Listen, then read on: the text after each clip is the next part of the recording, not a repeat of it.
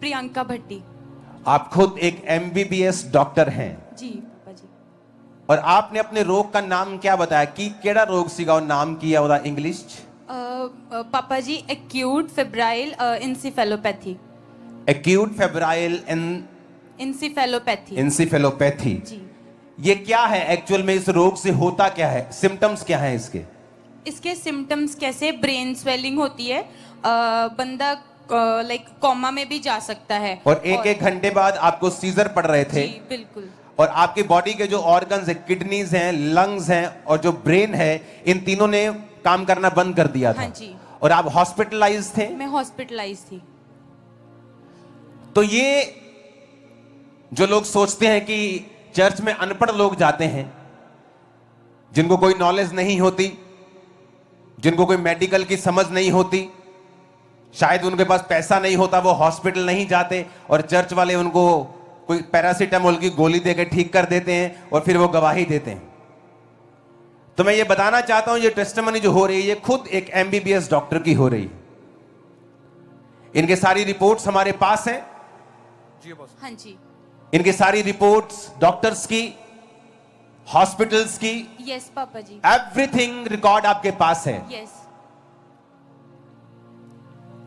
और जब सीजर पड़ते थे, जो ब्रेन डैमेज हुआ, जो किडनी काम नहीं करती थी, लंग्स काम नहीं करते थे, वो सारा कुछ डॉक्यूमेंटेड आपके पास है। हाँ जी पापा जी। लाखों रुपया आप डाइपर्स लगाते थे क्योंकि आपको पैरालाइज हो चुका था। हाँ जी। और डॉक्टर ने क्या कहा था कि आपके इंटरनल जो ऑर्गन डैमेज है, मेमोरी लॉस हो जाएगी, लंबे समय तक दवाइयां चलेंगी और पैरालाइज। हाँ जी ऐसे बोला था उन्होंने, बोला था कि आपका जो राइट साइड थी वो पैरालाइज थी, पैरालाइज हो रहे, अटैक आ रहे थे और आप उठने, और आपको डाइपर लगा के, मुझे डाइपर कौन लगाता था डाइपर? मम्मा आपको लगाते थे। आपके मदर आपको डाइपर लगाते थे? Yes papa. जब आप डेथ बेड पे थी, आपने लिखा आपकी माताजी बहुत रोती थी। हाँ जी पापा जी। लेकिन आपकी मम्मी एक बात बोलती थी कि मेरा धर्म बदल जाएगा। नहीं मैं बोलती थी। आप बोलती थी? मैं बोलती। क्या बोलती थी बताओ। पापा जी मैं 2023 से कनाडा गई। उसके बाद क्या हुआ कि मेरे को मतलब ये प्रॉब्लम स्टार्ट हुई तो मम्मा आपको फॉलो करते थे। Okay. मम्मा और पापा का बहुत विश्वास था। लेकिन कनाडा की जो टोरंटो ब्रांच है, मैं वहां पे गई थी, 3 बार गई थी। वहां पे माहौल देख के मुझे ऐसा लगा कि ये जो परमेश्वर के दास हैं, ये सब कुछ ही क्रिश्चियन वाला करवा देते हैं। मतलब बच्चों के नाम, मतलब धर्म बदल देते हाँ हैं, जी, सारा कुछ क्रिश्चियनिटी में कर देते हैं, तो हाँ मुझे जी। इस धर्म को फॉलो नहीं करना। हाँ जी, मैं बोलती थी कि मैं कैसे करूंगी, ये तो बिल्कुल ही मेरा रिलीजन चेंज हो जाएगा। तो मेरे को इतना पता था कि मेरे मम्मा की जो हीलिंग है वो प्रेयर माउंटेन से हुई है। मेरे मम्मा और मेरे पापा बहुत ज्यादा मतलब आप में बिलीव करते थे और परमेश्वर में बिलीव करते थे। आप एक एमबीबीएस डॉक्टर थी खुद। हाँ जी। आप चर्च में गई और आपने कहा कि नहीं, ये धर्म बदलते हैं तो मुझे ये फॉलो नहीं करना। हाँ जी। उसके बाद आपकी तबीयत बिगड़ गई, आप वापस आ गई मैं पंजाब वापस में, आई। हाँ जी। हॉस्पिटलाइज हुई। हाँ जी। एक घंटे बाद सीजर आने लगे, बॉडी पैरालाइज होने लगी। हाँ जी। आपको डाइपर लगा के रखने पड़े। हाँ आपका जी। किडनी, लंग्स एंड ब्रेन ने काम करना बंद कर दिया। हाँ जी। आप टोटल हॉस्पिटलाइज थी। आपकी मदर परमेश्वर को जानती थी। हाँ जी। और वो आपको परमेश्वर के बारे में बताती रही। हाँ जी। और वो आपको प्रार्थना सुनाती रही। हाँ जी। जब आप हॉस्पिटलाइज थे तो कहां से फिर बदलाव शुरू हुआ कि कैसे आपने हीलिंग को रिसीव किया? पापा जी जब मैं बिल्कुल ही बेहोश थी तो मेरे मम्मा ने ना आके आपके वचन जैसे सुन के आना, तो मेरे मम्मा ने मेरी बेहोश बॉडी पे आपके वचन डिक्लेयर कर देने, परमेश्वर का वचन जो मास प्रेयर होती थी, जो मास प्रेयर होती थी आपकी मम्मा, आपने इन पे डिक्लेयर किए और इनको कोई होश नहीं थी? नहीं पापा जी, इनको कोई होश नहीं होता। कितने लाख रुपया इनके ट्रीटमेंट पे लगा है? पापा जी अभी तो कोई पता ही नहीं कि कितना पैसा लग गया, बहुत। और जब ये सीजर आते थे, इसको आपको पेन्स आपको भी होती होंगी कि आपकी बेटी है जो वो डेथ बेड पे चली गई है, अब डाइपर लगा रहे हैं, पैरालाइज हो गया, अब किडनी काम नहीं कर रही है। जी जी।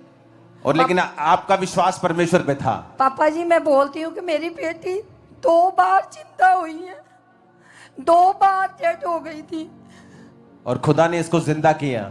पापा जी मैं बता नहीं सकती आपको कि डॉक्टर की टीम आती थी, ये कॉलर बोन है यहाँ पर, पूरी फिंगर ये पूरी डाल देते थे, बेटी को कोई होश नहीं था। जो कॉलर बोन में पूरी उंगली घुसा देते थे? हाँ, कोई होश नहीं, और ये चीज दबाते थे इसको, कोई कि क्या पता चीज नहीं। दबाते थे? क्या ये नोज कॉलर का, बोन दबाते थे। ओ, और फिर इसको जैसे सीधा लटाना, पूरी मुट्ठी बांध के इसके ये नाभि पे दबाना, किसको कुछ तो हो, मतलब कुछ कोई इसकी- पेन की सेंसेशन हो, लेकिन जी, कुछ नहीं होता था। नहीं, कुछ नहीं होता था पापा जी। और आपने कहा कि डॉक्टर्स की पूरी टीम इसके साथ खड़ी होती थी जी, जी, इसका जी। ट्रीटमेंट करने के जी लिए। जी और जब आपने इसको 91 साम जी। डिक्लेयर किया, जब चर्च में प्रार्थना हो रही थी, डिक्लेयर किया, जी। क्या हुआ इसकी बॉडी पर उस समय जब प्रार्थना हुई? तो क्या हुआ इस पर? पापा जी, मैं जब भी खुद 91 शाम को पढ़ती थी, मुझे ऐसे लगता था जैसे 12 साल की रोगन का विश्वास था कि मैं प्रभु के पल्ले को छूंगी। तो मेरा विश्वास ऐसा था कि मैं 91 जमूर पढ़ूंगी, मेरी सामर्थ प्रभु की मेरी बेटी के अंदर जाएगी। और जितनी मेरी तारीफ कर सकते हो कर दो खुदा बंद। और मेरी बेटी जिंदा हो जाएगी। आपने लिखा, आपने प्रेयर को रिसीव किया, 91 साम डिक्लेयर किया, जी आपकी बेटी के मुर्दा शरीर में सामर्थ एंटर हुई जी जी और इसको एकदम होश आई जी जी और बॉडी रिकवर होने लगी। जी आपने लिखा डॉक्टर शॉक्ड थे। हाँ जी। क्यों शॉक्ड थे वो? पापा जी, डॉक्टर्स इसलिए शॉक थे, वो बोलते थे, वो ना जब मेरे को चेक करने आते थे तो वो अपने कलीग से बात करते थे, मैं बेहोश होती, मतलब सोई होती थी, तो उन्होंने आके बोलना कि इसका रूट कॉज नहीं हमें समझ में आता, नहीं आता। ये इतनी जल्दी रिकवर हो रही है, जो जो चीजें इसकी हीलिंग के बाद उससे कहा कि मुझे समझ नहीं आ रहा हाँ है रिकवर कैसे हो रही है। रिकवर कैसे हो रही है, वो बार बार यही चीज बोलते थे। मैं उनको पूछती थी कि मेरे को घर भेज दो, मेरे को भी घर जाना है। उन्होंने मेरे को एक ही आंसर करना कि तू जिस कंडीशन में आ आई जाओ थी, ऊपर आ।